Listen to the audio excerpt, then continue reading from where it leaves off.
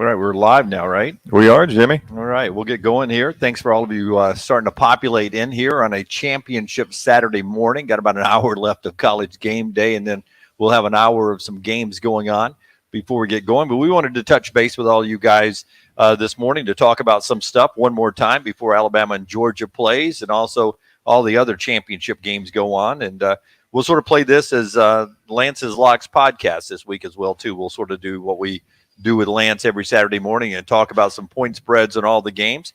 So let's officially get this thing started. It is the Johnston RV Center SEC Roadshow live from Buckhead on a little overcast Saturday morning in Atlanta, but no rain in the forecast. That's supposed to burn off.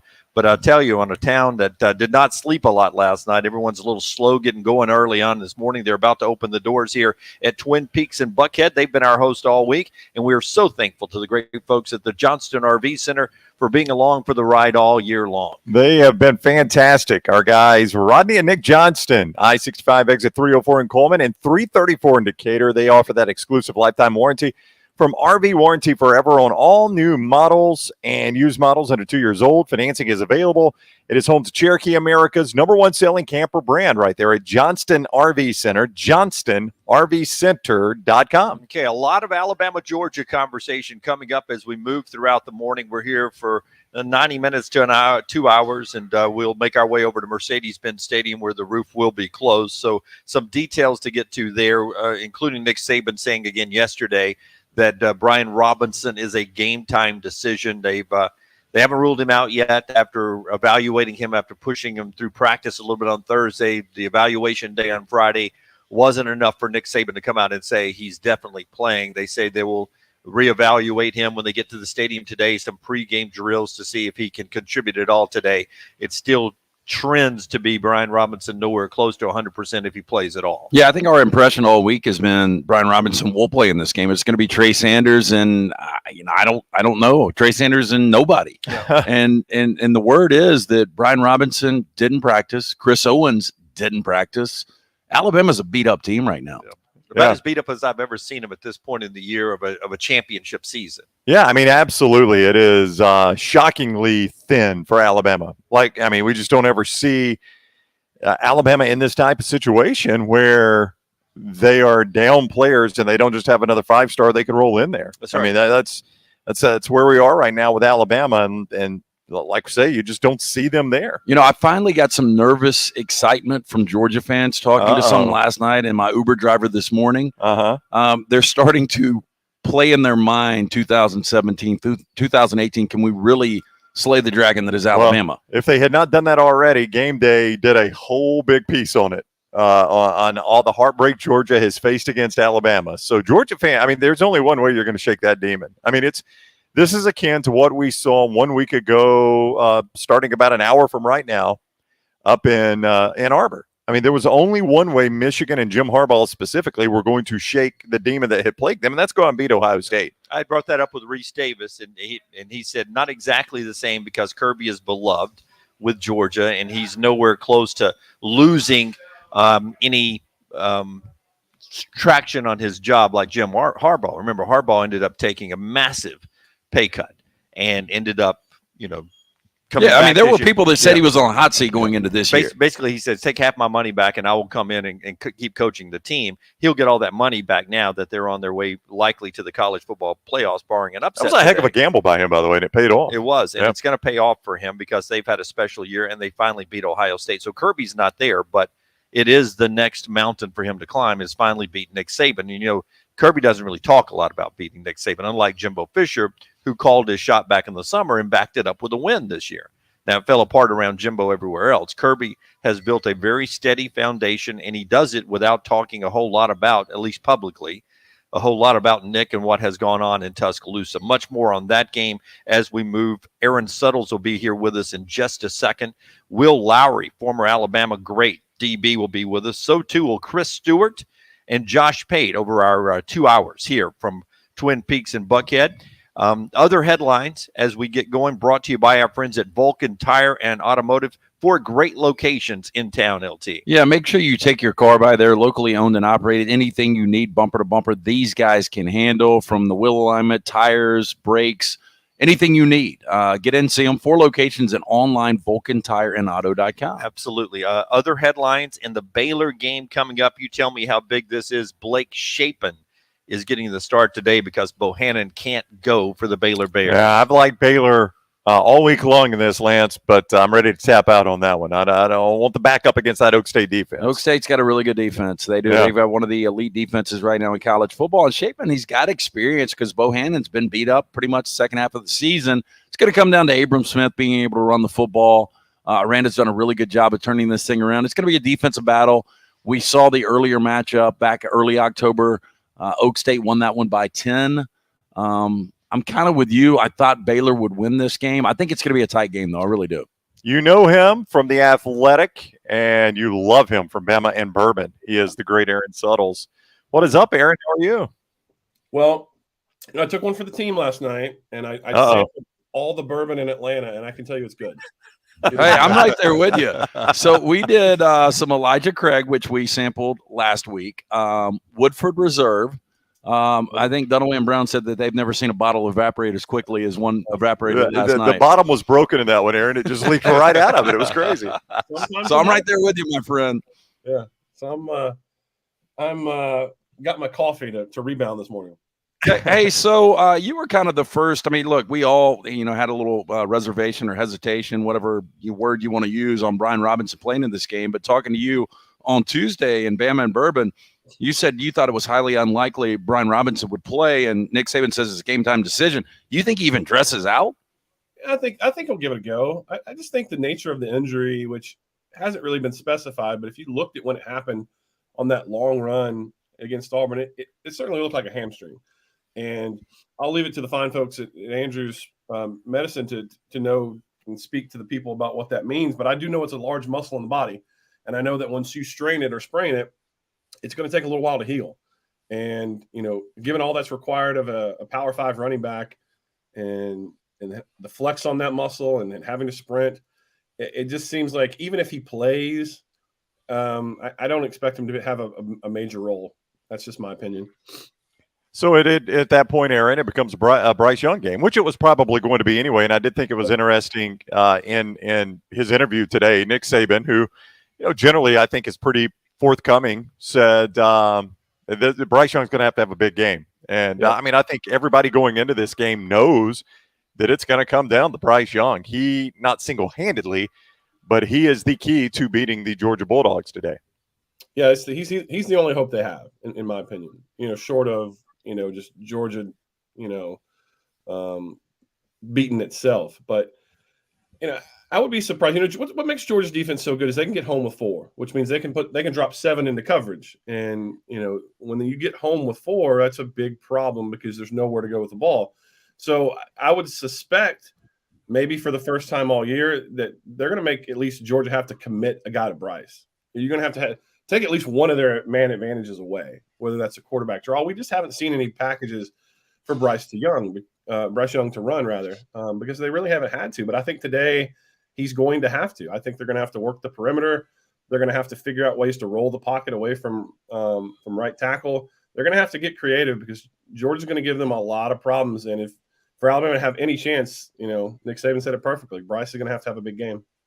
Yeah, I go back to Deshaun Watson. Alabama won the game, but that great game out in the desert, that was the defensive staff's concern all week long, was doing everything exactly right, but Deshaun being able to escape out the back door and burn you for 5, 10, 15 yards, something you see Patrick Mahomes do in his heyday, Kyler Murray doing now. Looking forward to seeing if Bryce can do that. Any word on any changes on the offensive line? Do you expect to see a rotation today at center and right tackle? How do you see the starting 5 on the O-line playing out? Yeah, I know they've worked some different guys, some different, some experiments this week, but I just think it is what it is at this point. My papa told me when I was a young boy, gave me a piece of advice, and he said, if a person tells you who they are through their actions enough times, eventually you believe them. And that's what this Alabama offensive line is. This is just what they are. There's no magic elixir that they have to fix the issues. It's too late in the season for that. I think, the best case scenario is if they have a healthy Darian Dalcourt, or as healthy as he can be to to solidify that at center. The only problem is I don't care who you put there at center unless you bring Landon Dickerson back. Guess who's lined up over the center? Number 99, Jordan Davis, and he's really good. And I don't care if Alabama has who they have at center. I don't think it'll make much of a difference in the run game. And then you just got to hope he doesn't create a lot of push to live in your backfield. So I just think they have to get creative, whether that involves rolling the pocket and getting the ball out of. I thought Nick Saban and Bill O'Brien had a good answer in the second half versus Auburn, which we haven't seen a lot from Bryce, which is the RPO, the quick hitting stuff, gets the ball out of his hands quickly. Doesn't require the offensive line to block that long, but having said that, they still have to, even though they know probably it's a futile effort, they have to try to run the ball. Even if you're not getting anything, you have to keep Georgia honest. So I just don't see. Maybe they have some answers where it's not as bad, Jim, as 7 sacks versus Auburn, but they're going to have some issues today. I haven't said this on the air this week, but I believe, and people might think this is weird, whoever wins this game today will win the national championship. With that said, if Alabama loses today, does that mean Bryce Young does not win a Heisman Trophy? Probably. It's, the Heisman's become this thing where it's, everybody be careful of anyone who says, I just want someone to go out and win it today. It's not what that award is supposed to be. It's supposed to be a season-long award. It's not supposed to be you played the best game last. It should be one data point along 13 or 12 data points. And I think if he wins, though, Lance, he's going to win the Heisman Trophy. I think if Alabama wins, Bryce Young wins the Heisman Trophy. Well, let me ask you this. Hypothetically, let's say Bryce, throws 350 yards, a couple of touchdowns, but Will Anderson has 4 sacks. And let me get you guys' opinion on how, because people value it differently. And I'm going to write a story about this next week. What do you subscribe to? Most outstanding or most valuable? Because those are two different things. Bryce is by far the most valuable at Alabama. Without him, it's a 4 or 5 loss football team. But Will, no question, is most outstanding. So it's tough. Yeah, it is tough because you've not voted, have you? I've never voted for the Heisman, but I am of the belief is the most outstanding player because the quarterback is oftentimes the most valuable on every team. I'll tell you this: I don't want to vote this year. Well, it's a hard vote this year, and I voted for years and had hard votes. And I think I remember, what is the criteria? Is it the best college football, or do they say the most outstanding college football player? That's really the only criteria they give you, right, Aaron? Yeah, and I've thought a lot about it in the last couple of weeks who I would vote for. I'm just gonna watch as much as I can today and use that. But it's not just because someone wins today or loses today, I'm not writing them off of the Heisman. I think that's a joke. And quite frankly, I think it's a joke that Will Anderson hasn't made the finalist list on some of these awards. I think it's a bad look for some of these awards that Will Anderson, who's having a historic season for a defender, is being left off some of these awards. It's a joke. We are doing our SEC Championship preview from Twin Peaks. It is presented by Johnston RV. Johnston RV. Hey, don't forget, college football fans, what started as a season full of rivalries, close calls, and many cold cans, the sweet Dr. Pepper is now coming to a close. So raise a Dr. Pepper to celebrate another glorious season of football and Fansville by Dr. Pepper, the one fans deserve. Aaron Suttles is with us, The Athletic. Listen, they got a great deal right now, $1 a month. So go sign up and subscribe to The Athletic. Follow Aaron on Twitter at Aaron Suttles as well. What is the key rush number, do you think, Aaron? Alabama has been good against the run. Georgia is a good run team. Where's that number where you say if Georgia gets to this number, massive problem for the Crimson Tide? I'd probably say 125. Yeah. I don't think there's any harm in a team like Georgia hitting 100 on you. You just can't let them get very north of that. And you're right. Alabama's defense has been pretty good. It's funny how the whole fire Pete Golding thing was shifted to now fire Bill O'Brien. That's right. Yeah. I think they've played well. I still think they're susceptible, and I'll tell you the area which I don't think they have an answer. I don't think they can defend Bowers. I think they've been really weak the last couple of years at covering the tight end. This guy's a mismatched player. Talking about jokes, it's a joke he's not a Mackey Award finalist. Wow. They're gonna have a real difficult time keeping him in check. Yeah, you almost have to assign a guy to Bowers all the time. Maybe even give up a DB or something. Lot for Christian Harris and the guys at the linebacker position to think about with Bowers. Aaron Suttles is with us. Bama and Bourbon, the podcast that will continue during basketball season, is what I'm hearing from LT and Aaron, which a lot of Alabama fans are excited about. Before you go, later in the interview here, Aaron. We'll want to ask you about Bama and Gonzaga tonight. But on this football thing, you've been around Kirby Smart when he was in Tuscaloosa, and now he's at Georgia, and he's far removed from his time with Alabama. Where is that relationship between Kirby Smart and Nick Saban? Do they have one still? And how much would he, just for what he's trying to do in Athens, like this to be not a close game today so he can posture a little bit, almost dancing on the grave of Nick Saban? How much would that play into what Kirby Smart needs to happen in Athens for his program to take the next step? Well, I mean, it's no secret that that Kirby and that program have negative recruited Nick Saban. They've been one of the biggest negative recruiters of Nick Saban. You know, I wrote the story, I guess it was 4 years ago, about, you know, Kirby taking the picture of the recruiting board on his way out and telling recruits where they really ranked on Alabama's board. He specifically did that with Tyler Simmons. But I think the relationship is one of respect, mutual respect. I think sometimes us sports writers are especially guilty of wanting a story to be there and trying to force it. You know, not everyone's going to have the Jimbo Fisher, Will Muschamp story where they're sharing a beach house. Right. I think that's abnormal, and I don't think there's anything wrong with, you know, Kirby being his own man now, and they're not close and they're not going to talk daily, but they have a respect for what the other's done. So I think that's where the relationship is. They're not best friends. I mean, but honestly, if you're just going to have this discussion, how many best friends do you think Nick Saban has? That's right. Really not a lot. He's not an easy guy to get to know. So I think the relationship is about as good as can be expected. But I think Kirby, this is a big game for him to send a message based on what they've done in recruiting in the past, that sort of the baton's being passed. I don't think it is. I've heard a lot of people postulate on that. I don't think this is one of those games. In fact, I think Nick Saban can point to, look at how deficient we were all year long, and we're still in a position to go to the college football playoff. And, you know, Georgia just found a year where they're the only great team. And that's good on them for having that unit and recruiting. But it also falls, I mean, a lot of that's, you know, having players come back or getting into the transfer portal and getting the right guy. I just think it fell right for Kirby. I certainly don't think this is a game where the winner gets to say that they've passed the other. I think both of them are recruiting too well and developed too well for the other one just to go away, even though they lost. I wanted to ask you about basketball tonight, Gonzaga and Alabama. I just hated all this playing on the same day. So what do you think of Bama's chances in Seattle? Not good. It's not a good day for Alabama sports fans, at least the way it's shaped up to be in terms of what we expect to happen. I mean, Gonzaga is really good. You know, they got the 7-foot guy that's got guard skills. They can bring the ball up the court, go around the back, spin and dunk. 7 foot.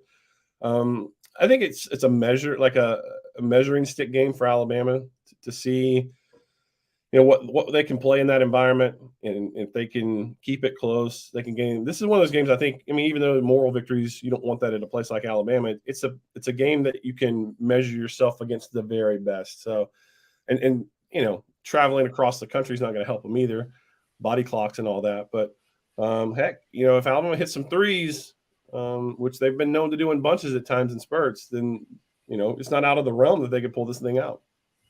All right, he is Aaron Suttles. Go follow him on Twitter there at Aaron Suttles. Subscribe to The Athletic and read his work. Support Aaron. He's a friend of ours, friend of our show. And also watch him on Bama and Bourbon roughly every Tuesday. Sometimes comes out on Wednesday. Just depends. Aaron, thank you for the time, man. We'll see you over at the stadium. All right, boys.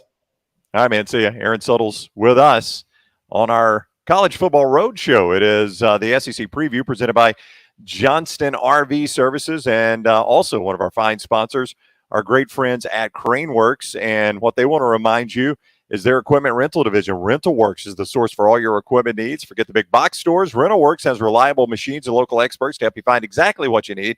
Call them for a personalized quote or visit craneworks.com to see their full inventory.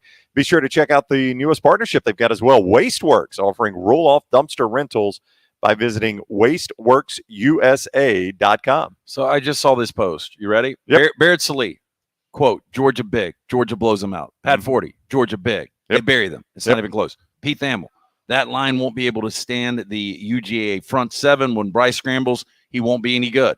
need a Saban-unlike victory, big plays in the passing game downfield. They don't have time to take shots. I don't see a path to 14 points for Alabama. Georgia, big. Dan Wetzel, too much defensive line. No depth on Alabama. -6.5 is not enough. They can win by whatever they want. Yeah. I am telling you guys, Alabama's never been in this situation. I agree the offensive line is a mess. They don't have running back depth. But Nick Saban is an elite coach. They've got an elite quarterback, and watch out. Watch out. He's been saying, I mean, listen, I will give Lance credit. He has been on this for a while now. LT, I mean, you can be an elite coach if you don't have any players. I mean, he's going in missing big chunks of his original lineup going into the season this year. This isn't the team it was in August. The only thing I would say, Dunaway, and I get that, is we've seen Alabama look like an elite team in spots. We saw it against Ole Miss when they were up 35-0. We saw a 40-point win against Mississippi State, which is a pretty good team. So, they've got the capability of putting this thing together. The other side of it, and we've talked about this, who has Georgia really played? They played one elite defense. They didn't score an offensive touchdown. I think Alabama's defense keeps them in this game today. I think I've looked at the numbers. I think Kentucky would be your second best defense they have played to this point. And they did pretty well against Kentucky, but again, I'd have to go back and look. I remember that game being like 14-7 late in the first half, and then I thought Kentucky did something stupid on offense and Georgia scored. It's going to, and I think it got 21-7, and then the snowball starts rolling. I just feel like Alabama's roster is so depleted that it's almost Georgia versus the white or Georgia versus crimson in an A-Day game. I mean, it's not an entire roster over there for Tuscaloosa. I mean, Alabama's going to lose this game today and eat beans. That's what it feels like. It's like it's a spring game. Where's all the ones? I have no idea where I'm going to be in Mercedes today. I have no idea where my seats are. Right. I know you guys will be up in the box. But, that's right. I wish I could talk to you guys after the first quarter because we'll know. In my opinion, we will know after the first quarter who is going to win this game. Really? I think if Alabama jumps out front, I think Georgia is going to panic. It's going to be a bad spot for Georgia. If Georgia jumps out, and again, I think Georgia wins this game by 17 plus or Alabama wins straight up. I think one of the two, and I do believe whoever wins this game will win the national championship.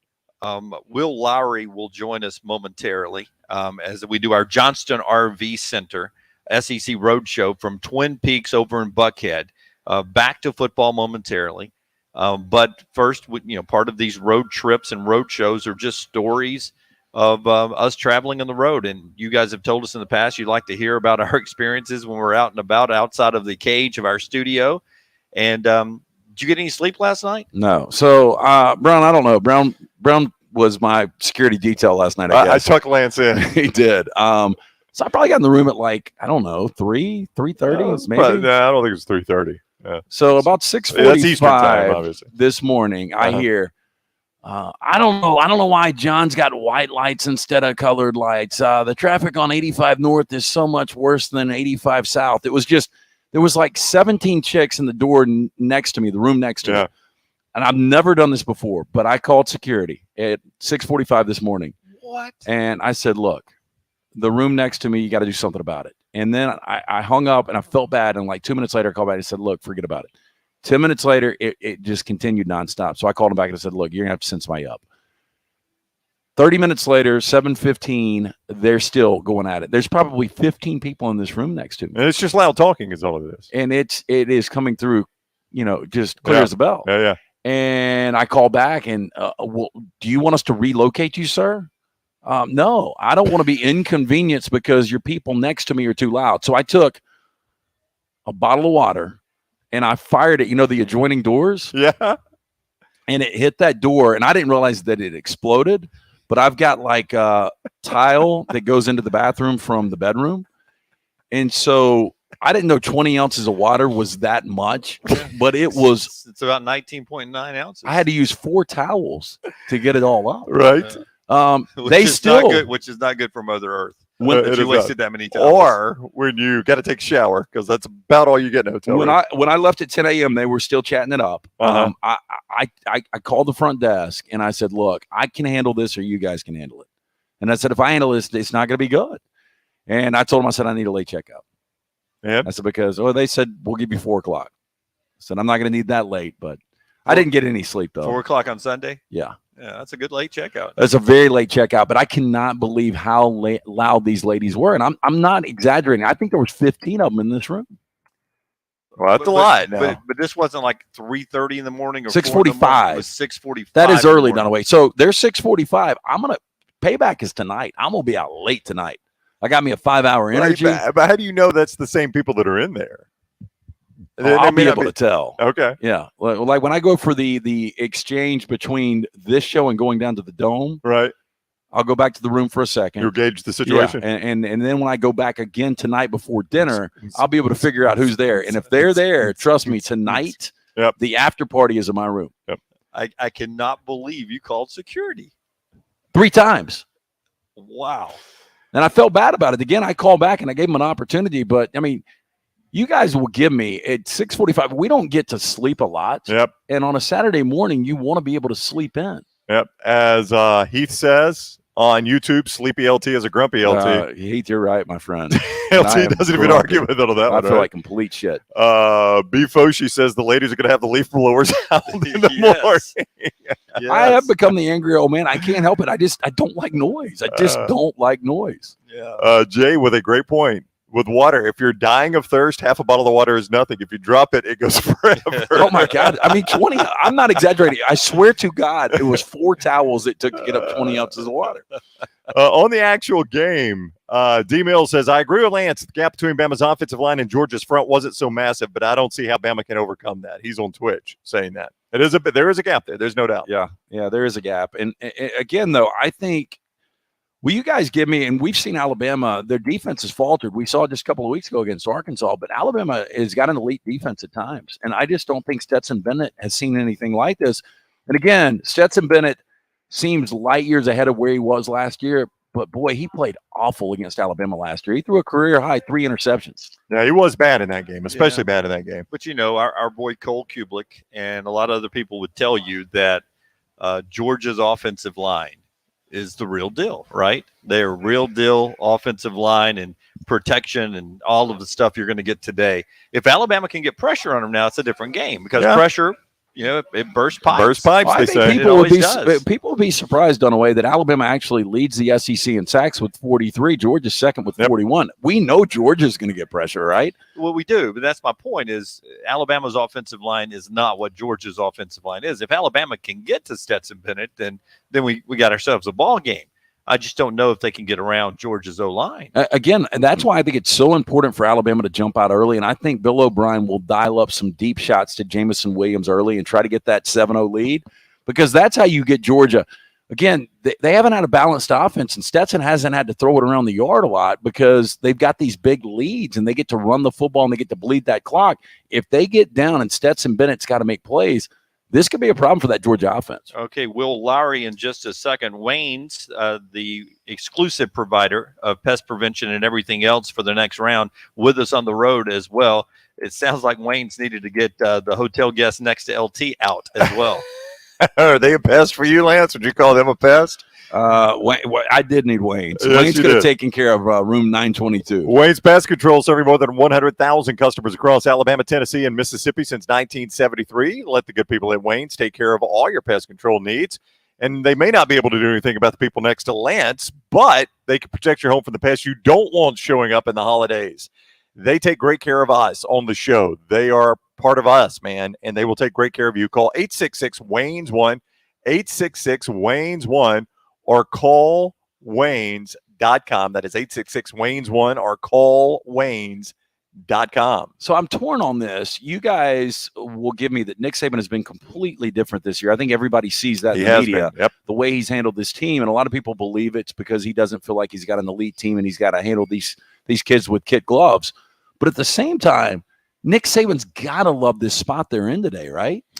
I think he probably relishes his team not being told that they are the best of all time. There ain't no rat poison, right? Yeah, I mean, not having to buy in and, not having to break them all the time from how good they're being told they are. It's been the exact opposite this year. A lot of these players have been told just how bad they are. And I think Lance is right. Now, I think given the choice, you'd rather have to battle the rat poison. But I think for a guy like Nick Saban, it probably is a little bit refreshing that he doesn't have to He doesn't have to do that so constantly. Well, this is different. Nobody's giving Alabama a chance today. Right. A few people are giving Alabama a chance today. But earlier in the year, there was one other game where everybody was talking about the possibility of Alabama losing, Mm-hmm. and that was Ole Miss. And Alabama played one of its best, if not its best games of the year relative to the opponent. I mean, they were perfect at Mississippi State, but they played a really good game against Ole Miss. And that was a week where we heard from Sunday up until game time on Saturday, every day it was, here comes Lane Kiffin. Boy, Yep. Alabama's going to be pressured. This is Ole Miss's chance. And Alabama threw out a diamond on the field that day, and it's different this week because nobody's given them a chance, or few people are, but that week is a lot like this week leading in. We are at Twin Peaks in Buckhead, getting ready to head down to Mercedes-Benz Stadium for the SEC Championship game. Our show today presented by Johnston RV Center. Rodney and Nick Johnston there off I-65 exit 304 in Coleman and 334 in Decatur. Offer that exclusive lifetime warranty from RV Warranty Forever on all new models and used models under 2 years old. Financing is available. It is home to Cherokee, America's #1 selling camper brand. You can see more online, JohnstonRVCenter.com, JohnstonRVCenter.com. A guy that played for Nick Saban and Alabama joins us now. Will Lowry is with us on the show. You can follow Will on Twitter at JWLowry29, at JWLowry29. Will, what's up, man? How are you today? Doing great, guys. How are y'all? Awesome Saturday for some championships. Boy, it is, man. It is. And we were just talking about your former coach there. Do you think he relishes the opportunity to not have to battle everybody telling his players just how amazing they are? Does Nick Saban relish that? Absolutely. I mean, that is as y'all have hit on a million times, this is a brand new spot for Alabama. I mean, I guess in the last decade, at least in the Saban era, they have never been in this kind of position. I think they were an underdog, a few years ago to Georgia, but just a slight one. I mean, a touchdown underdog is a significant underdog. That is like the tweet y'all read off earlier. I mean, it's unbelievable to me, kind of the narrative that's been spun to this point and everybody just writing Alabama off. So no doubt about it. This is a once in a lifetime opportunity for Saban to preach to the guys that they are the true Rocky Balboa in a match here. So it's going to be fun to watch today, man. It's going to be a really different energy, especially coming off of that the Iron Bowl victory, playing out the way it did. I mean, it's just been a strange year. The years seem to get stranger and stranger at this point. So who knows what's in store today. Will, as a former player, you probably watch the game differently than we do, and I know you played on the other side of the ball, but this offensive line has been a complete mess. 22 sacks they've given up over the last 8 games. How bad is the offensive line right now? It's pretty rough, and I'll say that it kind of, to me, is a little bit of an indicator for the team as a whole this year. They just seem to have underperformed at individual positions, being a one-loss team at where they are today, and beating, some of the teams they've beaten, and they've showed a lot of flashes. They've had moments of brilliance, but they just seem to me, given the players that they have and Coach Saban and the staff, the program, all things considered, they seem to have fallen short of expectations at individual positions, position groups, and level of play as a whole when you consider the entire course of the season. But, they were able to get the win against Auburn. They've been able to make the plays they need to make in all but one game so far and still have control of their destiny. So to Saban's point, the last few weeks about appreciating wins and everything, that there's a lot of truth in that. And Alabama fans and the whole program is spoiled to a large degree and takes a lot for granted, me included. It's just impossible not to when you have the level of success that Alabama has had. But you can't deny, that 3.5 quarters of the Auburn game were hard to watch offensively. I mean, it was a really rough outing as a whole, and certainly the offensive line has had a lot to do with that. And I heard Aaron earlier saying, at this point in the season, they kind of are what they are, and I really agree with that. It's tough to make a lot of changes at this point. You got to just kind of take whatever formula has worked the best for you at this point, try to play to the strengths of those individuals and scheme around how to make them the most successful offensively. But no doubt about it, they got their work cut out for them up front today with Georgia. We're going to find out just how good we can work with what we've got and what we can do. But, there's a lot of different factors at play today in this ball game, and I'm really excited to see how Kirby comes out to attack this team, especially coming off of the big, the huge heartbreaker for them a few years ago when he kind of played it close to the vest down the stretch, and they didn't make the plays they needed to put the ball game away. And I really think a lot of people are discounting just what a mental hurdle this is for Kirby to get over to beat Saban. I think it helps a lot that Jimbo kind of broke the ice with the whole assistant coach dynamic, getting the win over Coach Saban earlier this year. But at the same time, certainly from being around those guys for 4 years, I can tell you there is a clear dominance factor of Coach Saban over Coach Smart, at least, years ago when I was there. But he has yet to elevate himself above and get over that hump to this point. So just to assume that Georgia's going to win this game and win big like all these sports writers are doing, it's just crazy to me, So, and like I said, they've played to their level of competition all year, good and bad, so I don't expect this to be a blowout by any means. I think that it's going to be a tight game, and I tend to favor Coach Saban in Alabama if it stays tight like that. But once again, man, it's just been a crazy year, and crazy things have happened in the games between these two teams in recent years. So I'm just pumped up to watch it today, man. Will Lowry is with us, part of our show being brought to you by our friends at Champy's World Famous Chicken, champyschicken.com. More on them in a second. Will, I want to ask you, as a guy on the defensive side of the football, is it more difficult to play a quarterback that is mobile and can burn you and run out the back door when you've done everything right, or a mismatched tight end like Brock Bowers that Alabama will face today? Which one was more of a headache to Nick Saban's way of playing defense? That's a great question. I would say that the mobile quarterback is a lot more difficult just because they can affect the game in so many different ways. You can scheme one receiver out of a game for the most part. There are exceptions to that rule when you've got really, really dominant guys on the outside and on the inside that can, they can really affect the game. But typically you can find schemes to shut those kind of players down, doubling them, obviously, most of the time, getting up on somebody, the smaller guys, getting bodies. They're just ways you can affect receivers in a game and kind of scheme them out a little bit to a certain degree. But when you got a mobile quarterback, it just totally changes the dynamic of the game because it totally opens up the offense for different things they can do. You're a little bit restricted what you can do defensively just because of the running factor and always having to account for that spilling out on either side, and it affects your pass rush lanes, how aggressive the front seven can be rushing the quarterback. So I think that the mobile quarterback is definitely a more difficult dynamic to defend. Who is the player? So Brock Bowers obviously is the tight end we're talking about, who really, as Lance points out, he's a great tight end, but he only gets like 3 touches a game, which is kind of weird, but he's a fantastic tight end. So give me the player in that Alabama defense that, because of Brock Bowers, you say that guy's got to have a big game. This is the guy that will get Brock Bowers more than anyone. Well, I think it's the guys in the middle that are going to be up close to him. You're going to have safety help over the top. So depending on personnel and who we're going to have defensively in the game, what Georgia's doing, what personnel they have in, if we've got if we've got our backers kind of up close on him, or if we've got our dime and nickel guys in the middle there. I've really enjoyed watching Brian Branch play this year. I think he's had a really encouraging year and has come a long way. Malachi Moore's obviously got a ton of talent. So it's going to be up to those guys to get really physical up front. I do expect us to be in a lot of nickel and dime, certainly as the game kind of gets down the stretch and both teams start airing it out a little bit more.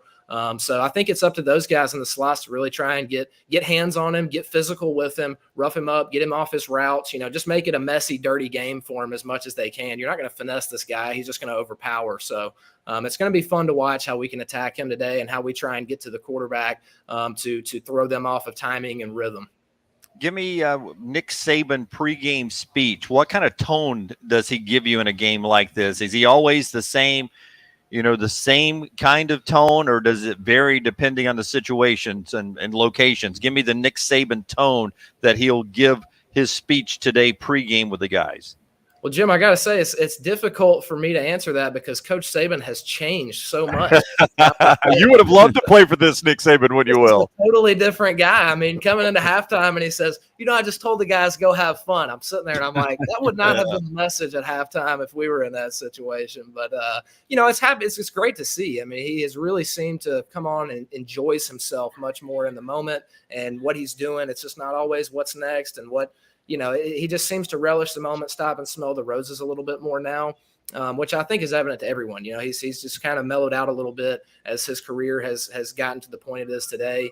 And he seems to enjoy the moment. And I think that Coach Saban, he's gotten some credit for this in here in recent years, certainly as he's reinvented the offense. But I still think that he deserves more credit for his adaptability and the way that he has sustained his success of his career at the collegiate football coaching level to the degree that he has throughout his entire career.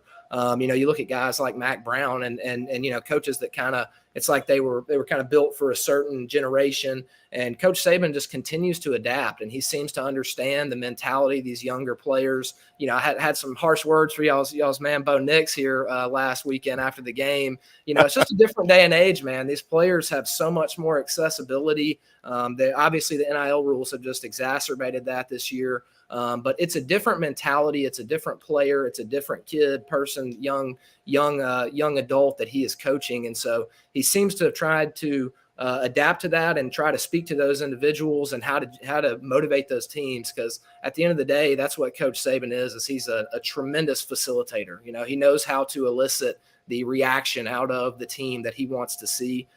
So I couldn't tell you what he's telling the guys these days, but no doubt he's going to be intense and ready to go today. I think that last week just really seemed to be a huge boost of confidence for him personally, as well as this team that kind of, okay, this is who we are. You know, we may play teams tight no matter who it is, but we can find ways to make the plays to win the game. And I think that they're coming into this game between that and the underdog dynamic. It doesn't really, Coach Saban doesn't have to say a lot. You know, I think they it's an unspoken thing today. They know what the mission is. They know what the narrative is, and they're going to go out there and try and prove everybody wrong today. Will, you played for Kirby. I know you respect him. I don't think we can overstate how big this moment is for Kirby, though. I totally agree with that. You know, it is, like I said earlier, it is definitely their year. If they're going to do it, it seems like all the stars have kind of aligned for them to do it this year. And it would just be pretty classic Georgia for them to fall short and see a whole bunch of sad Georgia fans walking out of that dome today. It would just be pretty on brand, if I can say. But absolutely, this is a huge moment for him. You know, he's kind of, it's almost like with Saban when he got to Alabama, you know, we had 2007. It's kind of the rebuilding year, which to Kirby's credit, he didn't have. You know, he was able to come in, had a good program already, but he immediately was able to jump in and keep that success level. You know, Saban had about a 500 year that first year. But then his second year, you know, it was like, all right, the process takes root, you know, and kind of gets a foothold. Undefeated regular season, you get there to the finish line at the SEC championship, come up just short versus Florida, right? All right, so you come back next year, you get over the hump. So Kirby has now gotten to that hurdle there a few times, and it is really, this is the time. The time is now for him to get over the hump and make a statement here and become that fully fledged superstar head coach and program and powerhouse Georgia team that he's been at the cusp knocking on the door of for a few years now. So 100% agree with you that this is a huge spot for him, and I don't think that's lost on him. So once again, man, there's so many dynamics to this game today. I'm more excited for this game today than I've been in a while. Will is a holder of 2 national championship rings, so he knows how it's done there, playing for Nick Saban and Kirby Smart. You can follow Will on Twitter at JWLowry29, at JWLowry29. Will, man, it's great to catch up again. Thank you so much for the time. Yeah, thank you guys for having me on. And Lance, I hear you met my buddy Tyler Ray in Birmingham. Don't let him get you in any trouble now. He's quite a character. So that guy was a good pitcher, wasn't he? Yeah, he was Thanks, a good guys. pitcher. Yeah, man, okay. he could deal. Thanks, you, Will. guys. Enjoyed it. All right, man. Take care. That is Will Lowry, the former Alabama defensive back with us, 2-time national champion. That's the guy that went as a walk-on and, as he says, ended up a starter for the greatest defenses in college football history. And he's right, man. Do you get the feel that these former Alabama players are kind of feeling what I'm feeling? Like Alabama's in this corner. Everybody's talking Georgia up. Yeah. I'm telling you, it's got a weird feel to this game today. Well, it does, because Alabama under Nick Saban has not been in this position. And so that's why it feels different. But that doesn't necessarily mean they will win the game. I just sent somebody a text. They're like, there's no way that Alabama can win this game. And I said, look, I really believe they either win this game, and this is somebody that you guys know really well and really respect. I said, I think Alabama wins a game or they lose this game in a blowout fashion. Yeah, it'll be a lot like Santa Clara, or it'll be one to remember today. Well, when Dabo got over the, I know you call it a pick play. He got over the Alabama curse, winning that tight game. But then that next time they beat Alabama, they destroyed Alabama. Yeah, absolutely. Hey, the show's being brought to you, including that interview with Will, by a couple of great folks. One of them, Sterling and his team at Champy's World Famous Chicken, right there on Highway 119 in Alabaster. Doors are opening there. You can swing by there and get it. That great chicken platter with all the sides, or poor boys, or chicken tenders, the Mississippi Delta recipe tamales, chicken on a stick, which is great for your tailgates or for your party as you watch the championship games today. It's right there, Highway 119 in Alabaster, champyschicken.com, champyschicken.com. You can order online or call ahead, and they'll have it ready for you when you go by there. If you're ever in the area on 119, Champy's World Famous Chicken, highly recommended. It's one of those meals that you'll go, man, I'm glad I came in here. I'll come back here again, no matter where you live in our viewing area. And I have a feeling they'll keep expanding too. It's on the come, right? It's on the rise. Champy's World Famous Chicken, and we're so glad to be on the ground floor with Sterling and the group that is doing that right now on Highway 119 in Alabaster. Also by our friends at Dr. Pepper. Brown and I have got the Diet Dr. Pepper out early today as we try to recoup. Recoup. All right, get ready to raise the toe. I thought there was another word. What were we recouping? Recover. Yeah, Get ready to raise the toast, college football fans. What started as a season full of rivalries, close calls, and Minico cans of sweet Dr. Pepper now coming to a close. So raise the Dr. Pepper. Raise the Dr. Pepper to celebrate another glorious season of football in Fansville. By Dr. Pepper, the one fans deserve. All right, let me just sort of run through what is happening at the Big 12 championship game. Baylor obviously is going to be with Blake Shapen to start with, their backup at quarterback. Bohannon doesn't look like he can go at all, so they're going to go back up. Oklahoma State shows up. Now, every team had, for Veterans Day, they had some kind of military, gear and stuff, but full camo is what Oklahoma State, if I saw the game day shot on one of our screens here at Twin Peaks, right, off the bus into the locker room, full camo. For who? For Oklahoma State. It did not work for Miami back in the day. Did not. Full camo for them, if I saw that correctly. And another odd scene right now over at the World Congress Center outside of Mercedes-Benz Stadium, where College Game Day is today. Dan Mullen, we talked about it during the week, is doing TV work today for SEC Nation and on College Game Day. Weird to see him out of coaching. I wonder how long he stays out of coaching. I don't know. Joe Moorhead took the Akron job, which is a puzzling move. Joe Moorhead just wants to be a head coach, obviously, and took the Akron job. So that Oregon job is open. I guess Cristobal is staying at Oregon. There are also reports from Brett McMurphy, I believe it was, of Stadium out of Miami, that the boosters are torn on what to do with Manny Diaz. There's a ton, and this is a bad sign, there's a ton of people with their hands in the pie, and about half of them are wanting to stick with Diaz, and the other half are ready to move on, and Cristobal is right at the center of that. Now, that's going to be good for Cristobal because it's going to allow him to cash in. He's going to get a contract extension or get good money to go to Miami, but, that whole Oregon thing, again, is going to get this thing cycling around. I mean, Dan Mullen at Oregon. As an OC. As an OC with Cristobal, but even if that job were open, I know he just failed at Florida, but I'd give him a look. I'd give him a look if I was Oregon. And you guys talk about fanning it up. Joe Moorhead, obviously, last night I've kicked championship week off the wrong way. I had Oregon last night. You think? And Anthony you're Brown, big on Alabama today. But I have said all year that Anthony Brown is the Achilles heel for this Oregon offense, and he was awful last night. But as a team, they passed for 147. They rushed for -13. That's not good. Joe Moorhead was completely tapped out last night. Yeah, he was fanning it up. A lot of people say Cristobal was fanning it up last night. I don't know, man. That's a. If I would have told you, dudes, there's no way Utah is that much better than Oregon, but they have just hammered them 2 times this year. I thought Cam Rising would struggle against this Oregon defense, which he did. If I told you Cam Rising went 172 picks in Utah, Tavion Thomas, who was so dominant in the first meeting, went for 63 yards. You think Oregon wins this game going away? Yeah. They lost by 28. What was the combined score in that series this year? Something like 70-20? Was 76-17. 76-17. I mean, Utah is not that much better than Oregon, obviously. Not on paper. Yeah. But on the field twice they have been, and that just doesn't make sense. I'm happy for Kyle Whittingham. I mean, that's got to be a tough place to play in the Pac-12 to recruit to Salt Lake. Is that his first conference championship? Yep, first ever for Utah. Wow. First ever conference championship or just Pac-12? First ever Pac-12. Pac-12. Pac-12, yeah. Yeah. Obviously, they were Right, back in the with Urban Meyer. Urban, and then Kyle Mountain West. Whittingham when they Yeah. came and beat Yeah. Alabama in the Sugar Bowl, which is where Alabama's going to end up going if they lose the game today to the Georgia Bulldogs.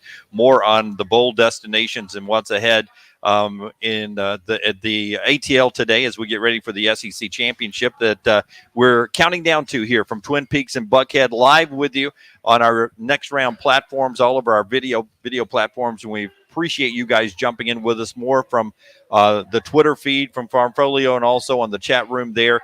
LT, tell us about Vulcan Tire and Automotive, proud sponsors of the show here today, and we'll sort of reset everybody's comments in our chat room before we get to the top of the hour and talk to our buddy Chris Stewart. Yeah, if you're rolling to Atlanta right now, the tires are a little shaky. We didn't have that problem. I rode over with Brownie, just got 4 new tires from our friends at Vulcan Tire and Automotive. Could you even tell we were on the interstate? I It was like really we were couldn't. floating, wasn't it? The Millennium Falcon. Oh, flying. Brown speeding, breaking all laws, but What's new? that's another story. But anything you need bumper to bumper for you and your family, these guys can handle, from the wheel alignment, the tires, the brakes. Get your car winterized. Stop in one of those 4 locations or online, VulcanTireandAuto.com. Those beers look really good, by the way. Yeah, they do. You want one? Can you partake today? Yeah. Okay. Why not? I mean, you guys are working. I'm not. I'm Yeah. tapped. At 1 o'clock, I am out. Like done working? Oh, yeah. Oh, yeah. Oh, yeah. I've got a lot of work to do today. I can, but I don't think I'm going to right now. We had a good time last night, though. I got to get in good shape for room 922 tonight. Okay, we're going to need to explain that. We're going to need to explain that. Here we go. Royal Payne says, all you have to do is tell the desk that you're going to leave a review on Yelp or Google. But trust me, the place I'm staying doesn't care. Oh, that gets their attention? No, they don't care. Yeah, their reputation is beyond Google and Yelp. Again, they are to the point. Sir, would you like us to relocate your room? Yes, We're I not- want you to we're pick not my room up. We're not going to bother another guest because, hell, who knows who was staying next to me. That's right. Could have been Britney Spears. Could have been. Could have been Ariana, and you didn't know. Oh, boy, how upset are you going to be if you find out? Should have knocked. No, Yeah. this whoever it was sounded really loud and really old and really obnoxious. Interesting. Loud, old, and obnoxious. You put up with that 4 hours a day with me, don't you?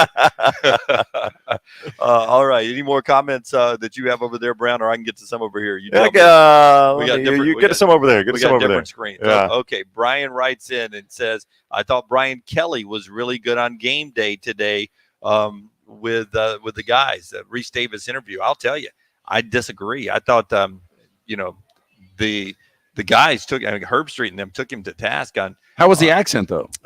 They talked about that. It was normal accent. No, they did didn't. get back to talking about that. They didn't talk about that with Kelly, I don't think. I don't think No. Reese brought that up because No. I think maybe that happened after they had shot the interview. I think so too. But the guys on the desk talked about it, and Herb Street basically said, whether he was trying to do that or not, he's got to be himself. And I think Dan Wetzel made the best point about that. Everybody talks about this is not a cultural fit. Dan Wetzel, our buddy with Yahoo Sports, said, guys, the greatest cultural fit in all of college football was Ed Orgeron at LSU. Yeah. And they just fired him. He basically could have been the mascot. Yeah, so why do we worry about it being a cultural fit? And they made the same point on game day that everybody else has. Nick Saban wasn't a cultural fit. Nope. But as Herb Street said, he came in, he did it his way, and he won. He won a national championship there. Yep, he did. Ashley writes in and says Lincoln Riley doing college game day from a car is so LA. He'll fit right in.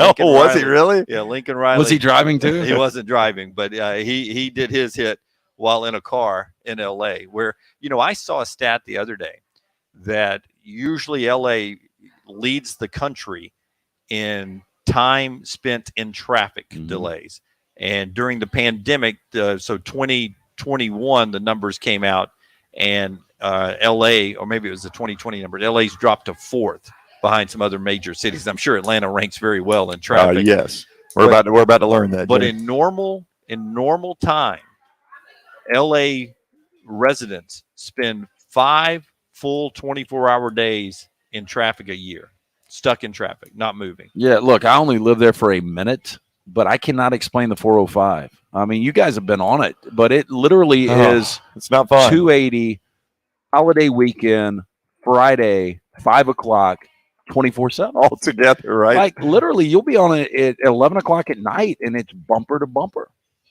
You can't explain it. Bumper to bumper. But that's In what the middle of the happens. night. Yeah, when you get 7 million people in a 30-mile radius. Yep. And everybody does their cars because they don't have the subway system like they have in New York. Yeah. New York and Chicago. I mean, look, they got it dialed in, and Yep. public transit and the ability to walk everywhere. LA is so spread out. Yeah, I heard Ryan Seacrest say this once. He lives in LA. He goes, when I moved out here, it dawned on me, we have so much traffic, but of course we do, because we all get in our cars to go drive somewhere to walk, or drive somewhere to run, or drive somewhere to hike. Yep. We all get in our cars and drive 30 minutes to take a walk.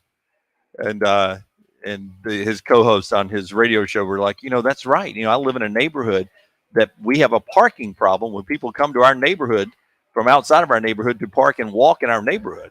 If you had to live LA or New York, I think I'd go boy, the weather in New York. I don't want to deal with snow that much. I guess I'd go LA. I'd hate it though. I hate it. I think I would go LA because I just feel like I got a better chance. I mean, to me, New York is a learned existence. Like, you got to learn how to live in New York. And I think LA, I would have a better chance. Like, there's some people, I don't know which language it is that, Americans who speak English, natural born English speakers. I don't know if there's an easier language to learn because we know English first.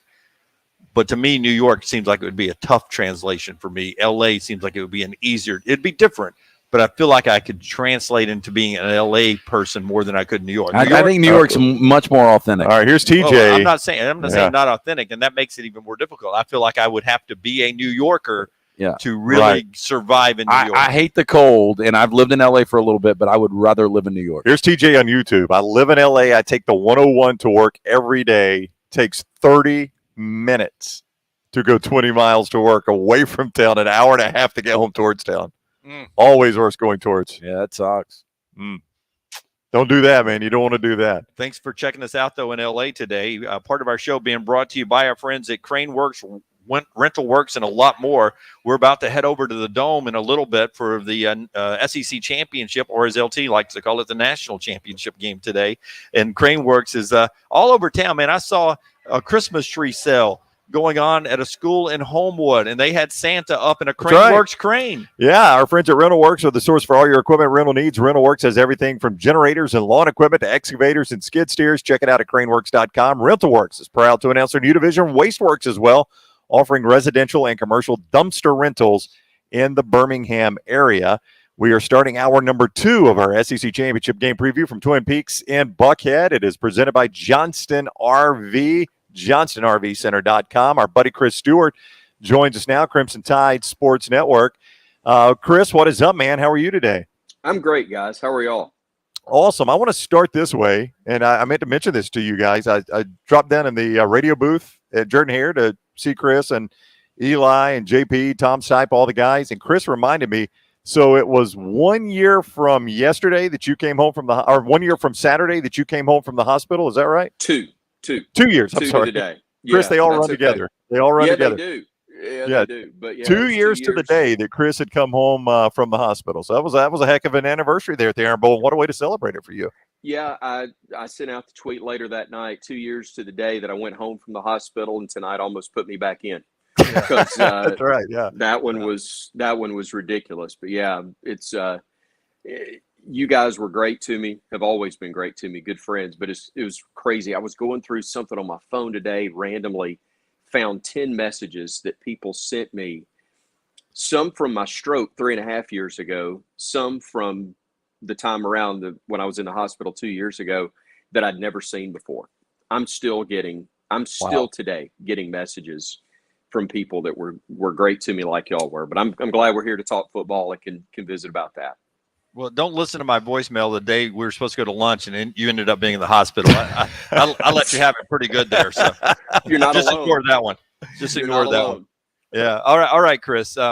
You've seen Alabama football your whole life, and listen, this is nothing new for back in the day when it was a Perkins team or a Shula team or a DeBose team or a Bill Curry team. But for a Nick Saban team to be being talked about the way they're being talked about this week, almost no path to victory. How has it felt for you seeing that, hearing that, and going into a game hearing the Alabama program being talked like that going into the SEC championship? Kind of fun. I don't want to see it every week, but it's kind of, for a change of pace, it's actually kind of cool. And it does remind me a little bit of what I was telling some of my friends who are Auburn fans over the course of the past week. I said, gosh, no wonder y'all do these last-minute wins so much against Alabama. Those are really fun. And so kind of going in where you're the underdog, a different role, there's not the same type pressure. Look, you're playing for a title. I know that there's pressure on those kids, and coaches feel that as well. But it's not quite the same. You've got a different mentality, and it's a different way. If you're putting it in terms of a jockey, Nick Saban gets to crack the whip a different way. He gets to try to spur the horse down the backstretch a little bit different way this week, with him being the underdog as opposed to the favorite. And look, Georgia's a favorite for a reason. They're good. They're really good. They look very familiar. That's not surprising. You knew Kirby was going to take a lot of the same things that he did in Tuscaloosa to Athens and put it with the talent they've always been able to recruit there. My hope is that there will be a seed of doubt and then some when we get to the second half in Georgia's mind of, gosh, we felt like we were better before. And I know it doesn't really apply to these kids. They weren't always there. But from a fan's perspective, if I could be blasphemous and actually use Larry Munson's line, I hope there's a little nausea running through the Georgia fan base when we get to that fourth quarter. Well, this team is unfairly compared to 2020, Chris. You know that. And I guess we'll get the answer today. But how good do you think Alabama is this year? Here's the thing I've been saying for a couple of weeks. Lance, I think Alabama, relative to the rest of the teams in college football right now, is as good as any team out there, with the exception of Georgia to this point. Okay? To this point, I think they're as good as anybody else. Georgia has proven so far to be better than everybody else. The problem is everybody else is judged against Alabama. Alabama is judged against Alabama of the past. And the most recent past for Alabama was a historic team. You got 6 first-round draft picks. You lose off that squad. People are comparing this team to that team, and no, they're not as good, but they may be as good as everybody else they're facing in college football this year. Chris Stewart is with us. We'll talk Bama Gonzaga with him because it's a huge day for Alabama basketball as well. But it is our SEC championship game preview show presented by Johnston RV. Don't forget you can find them online, johnstonrvcenter.com, johnstonrvcenter.com. I-65 exit 304 in Coleman and 334 in Decatur. Exclusive lifetime warranty from RV Warranty Forever on all new models and used models under 2 years old. Financing is available. Also home to Cherokee, America's #1 selling camper brand, johnstonrvcenter.com. Chris, you are in a unique position, travel and doing the interviews and things like that, being around the program. You get to know these players a little more personally than some fans do and certainly than we do. My heart breaks for a guy like Brian Robinson if he doesn't get to play today, or if he's not even, and he's not going to be 100% if he does. This is a guy that waited his turn, and I think if you're an Alabama fan, you can never one moment question his dedication and effort to this program and this team. And to get in this moment and not be able to play, man, that's a tough pill to swallow. Boy, it is. I mean, grew up in Tuscaloosa, has done everything right, has been a great teammate, great student, great kid, everything. And now here's the moment, and he's either not going to be able to play or he's not going to be able to contribute at the level that he has worked his entire life to be ready for. And that is a shame. My hope, selfishly, as well as pulling for him, that he gets to be out there, that he's able to contribute. And look, his contribution may simply be lining up in the backfield, giving Georgia something to be concerned about, something to look at. That may be the extent of what he's able to do today.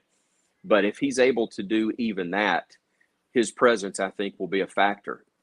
It's just kind of bizarre to me that he's a grind and pound kind of guy, and that's the style. And where he's gotten hurt, I believe, I may be incorrect with this, but the 2 times that he's been hurt and had to leave ball games and stay out is when he actually broke free and had running room. I think Tennessee was one, and certainly last week on the extensive run against Auburn, that's where he re-aggravated the injury or suffered the injury, and and wasn't able to finish. And just everybody has talked about the embarrassment of riches that Alabama has had at different positions, and specifically the backfield. And to go from that to now the guy that I think was your fourth string running back when the season started. And by the way, he's not, 100% from the accident that he was involved in a little more than a year ago. So crazy to see, but also just as crazy to think that Alabama still has more than a fighting chance in an SEC championship game, despite the limitations we just talked about. Yeah, 100% on that. And in fact, I was telling them, Chris, earlier in the show that the roster is so different looking than it was intended to be in August that I feel like if Alabama loses today, they'll be eating beans and Georgia will be eating steaks. It feels like a spring roster at times almost out there. I should have asked you when we started, are you in Seattle or are you here in Atlanta with us today? I'm in Atlanta. I had really planned to be really good to y'all and try to minimize, and I can't even get the camera lined up because you and I love our alma mater, but you and I did not have a whole lot of interest in learning about stuff in terms of setting the cameras up. We just wanted to be in front of them. Right. But yeah, I am actually at the Marriott Marquis in Atlanta, getting ready to work the ball game. Roger Hoover, Brian Passink in Seattle. And they've got what is the Bama Marathon on nationally televised games today. You go from football to basketball. It's a pretty good showcase for Bama athletics over the course of the day. But yeah, it would be nice to be able to be two places at once. Didn't work out last week in Orlando and didn't work for this. So thankful I get a chance to do this and broadcast another football championship game. Absolutely. And I always love your input on the football broadcast, too. It really ties everything together. When it's all said and done today, do you think Bryce Young, if they walk out of here victorious, is the Heisman Trophy winner? Has he done enough as a true freshman, if Alabama wins the game today, to be the Heisman winner? I'd love to give you an unbiased opinion, but I can't, because this is the guy I see every week. This is a guy that I'm pulling for to see it happen for him.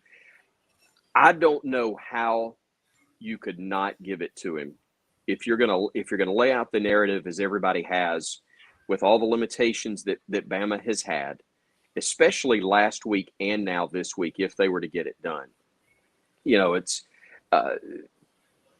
It's not surprising, but I think of a lot of the commentary has been about anything but Bama, because Alabama gets so much attention and they try to go a different route. I remember, I didn't realize this is a totally different level, but one of my first jobs out of college was covering Sammy Dunn's Vestavia Hills baseball program in the midst of their phenomenal state championship run year after year after year. And I was working for a little bi-weekly paper called the Over the Mountain Journal. We only came out every 2 weeks.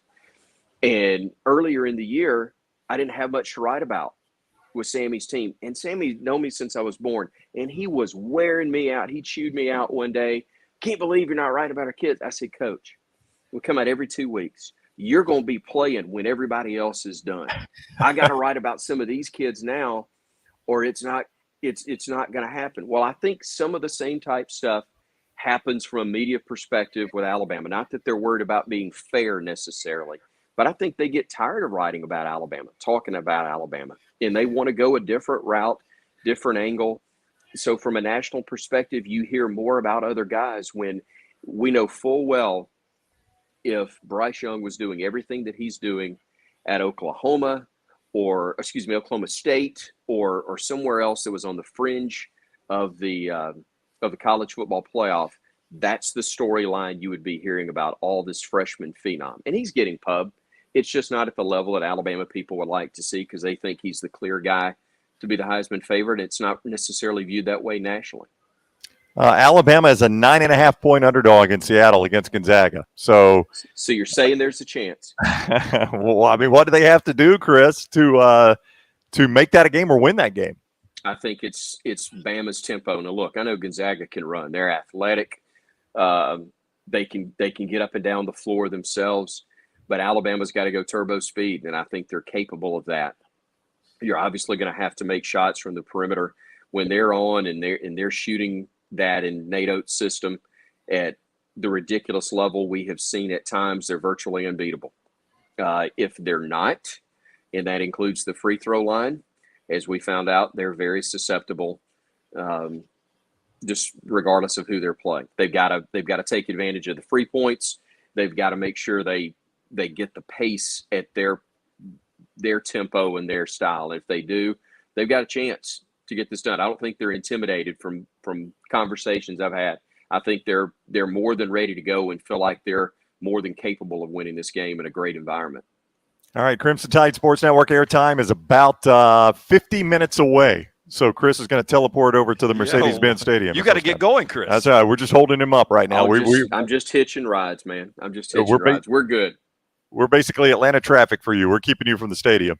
My Chris, thank you. We'll see you over there in a little bit, man. We appreciate the time.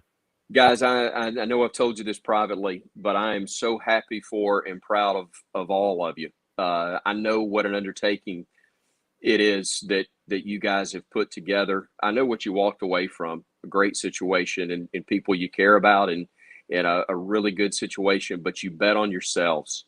And, man, there's no three guys I'd bet more on in this business than y'all. And I'm happy for you, pulling for you, and I flattered you had asked me to be on today. Well, that's very, very kind of you to say. We greatly appreciate that. And you know how we feel about you too, Chris. We're just glad you're here, man. We're glad you're with us. Me too. I'm glad there's not a decal on your computers. Just thinking of me. Appreciate it. See you, Chris. Thank you. See you guys. Take care. That is our buddy Chris Stewart with us from downtown. He is headed over to the stadium. We are in Buckhead at Twin Peaks, and don't forget, part of our coverage here presented by Wayne's Pest Control. They've served more than 100,000 customers across Alabama, Tennessee, and Mississippi, and they've been doing that since 1973. So let the good people at Wayne's take care of all your pest control needs like they do for us. While they may not be able to take care of the pest next to Lance in his hotel or Cousin Eddie that shows up for Christmas, they protect your home from all the pests you don't want showing up around the holiday table. And they take great care of us on the show. They'll take great care of you. 866-WAYNES-1, 866-WAYNES-1, or call Waynes.com. And also our friends at Champy's World Famous Chicken right there on Highway 119 in Alabaster, ready for you right now if you want to get a last-minute order in before you watch Alabama and Georgia play today for the SEC Championship. But any day for lunch or dinner, Champy's World Famous Chicken, Sterling and the crew down there with the Mississippi Delta recipe tamales. That's worth a trip there just to pick up those unique style tamales right there. Chicken on a stick, the great plates, and I'm telling you, a great atmosphere there. It's your place for blues, brews, and bird. It is Champy's World Famous Chicken, champy'schicken.com. Right, sort of a reset here. We'll talk to Josh Pate, late kick podcast that you get on 24/7 Sports and Coast to Coast. Very popular, really smart dude, coming up at 11:30 Central Time here at the bottom of the hour, 12:30 Eastern, as we have opened the doors now and the crowd is flowing in here at Twin Peaks in Buckhead, and you can see in our fan cam looking down the line there. Prohibition continues. I'm motivated. I'm going to get a beer. I'm leaving you guys. Okay. You want to turn me off? Yeah, I'm going to turn you off. I didn't know. Whoop. I didn't know Prohibition was going on today. Did you guys? Yeah. Since 1933 here at Buckhead. For you get us a fresh one too? Well, you go get a beer. Okay. Oh, I'm good. I don't need another. All right, just one fresh one, please. Just one fresh one. As we get ready to reset here, we'll talk to Josh coming up in just a second. But games are underway, and in the all orange helmet, orange top, white pants, Oklahoma State taking Baylor, who's in all white, and Baylor's got the ball first, and they're in cowpoke territory as the Big 12 championship gets underway right now. So too is the MAC championship, and those are the only two games going on early on.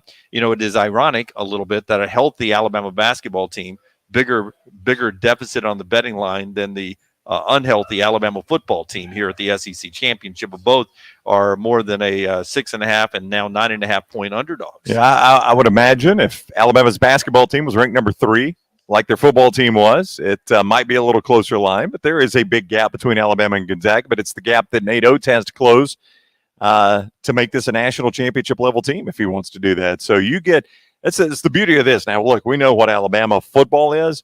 But if you're Alabama basketball, yeah, you've already had a loss this year, but you get a really good gauge of who you are. You're going to leave this game knowing here's where we don't measure up on a national championship level. Here's where we got to get better. Or, hey, maybe we're a little bit better than we thought, and we are a national champion.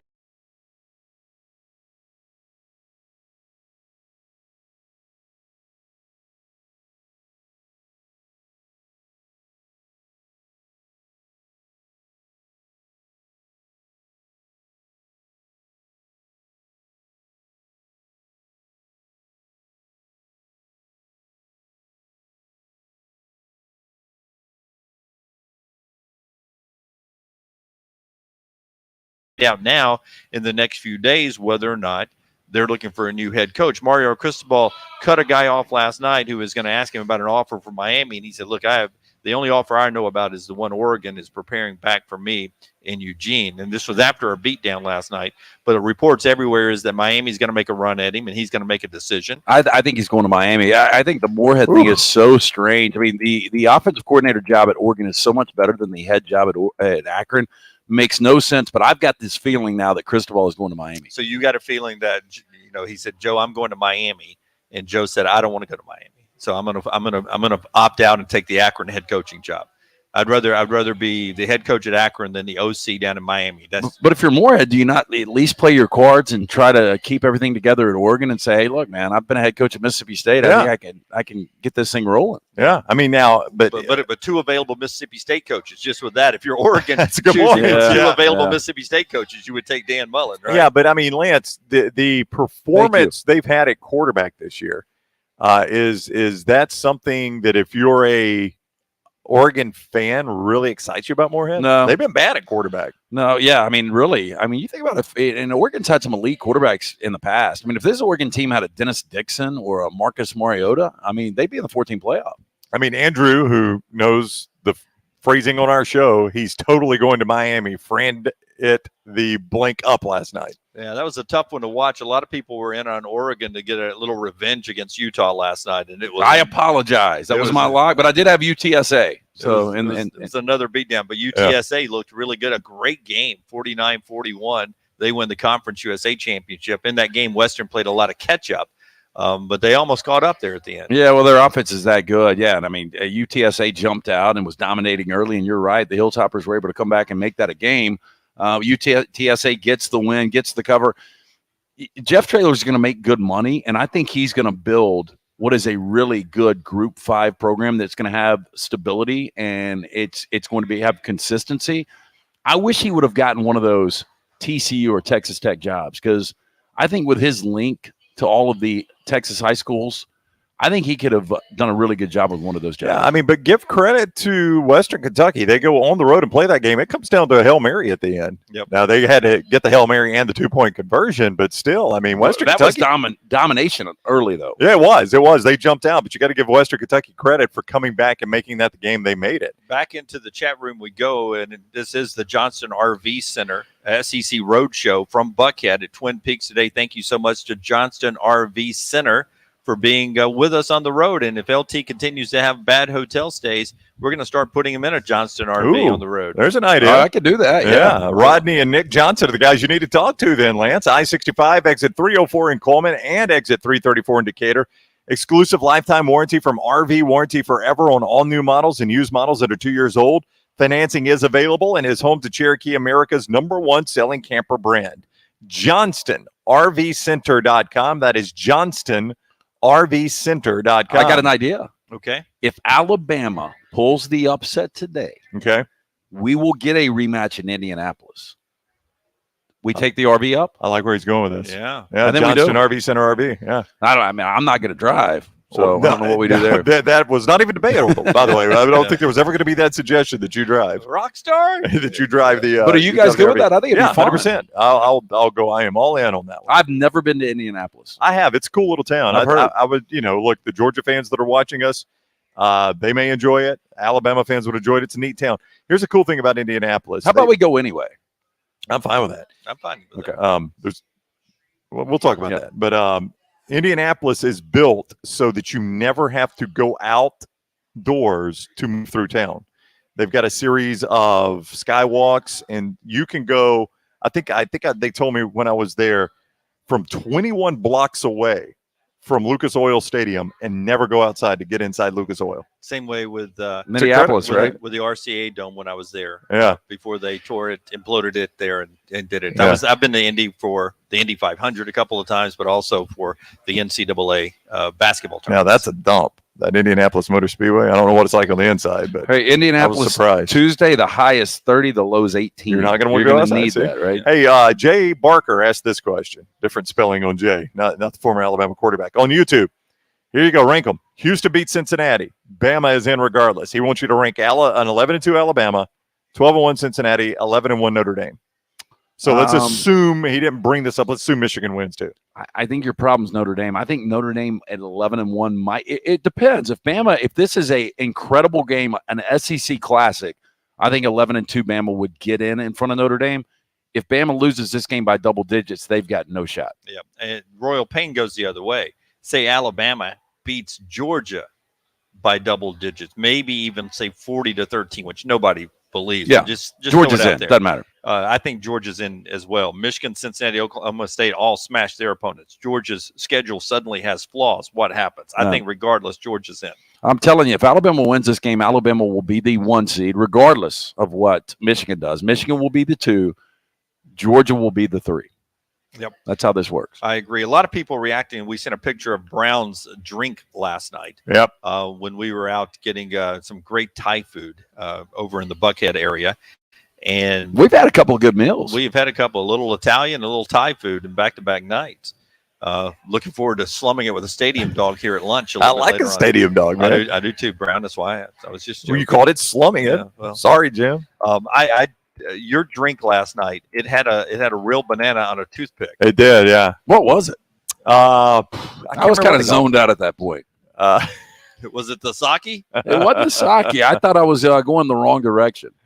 I don't know what they called it. I can't remember what they called it, but it was the alcohol in it? I really don't remember. Was it vodka? Was it rum? I think it might have been rum. Can we do a full admission that you tried sake last night? I did try sake, yeah. And what'd you think? I like sake. I'm a big sake fan. And I told you, people either love it or they hate it. Yeah, I'd never had sake. It's just a sweet drink. I get made fun of by these guys and by people that are watching and listen to us, and I'm fine with it. I'm comfortable with everything about my life. I'm comfortable with.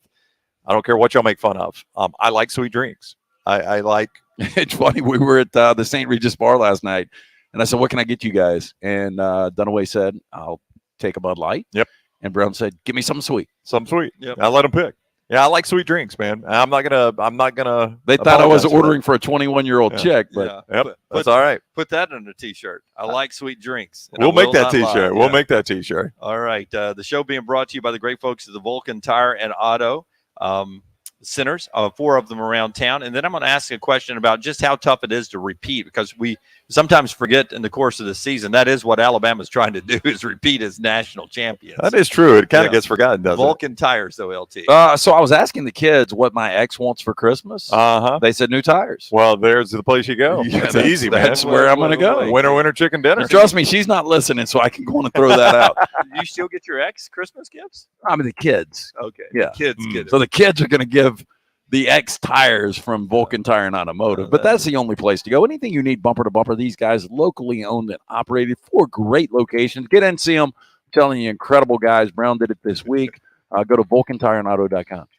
Because if you had said yes, that you were buying the X a Christmas gift, I was going to, the obvious follow-up is, what does she get you?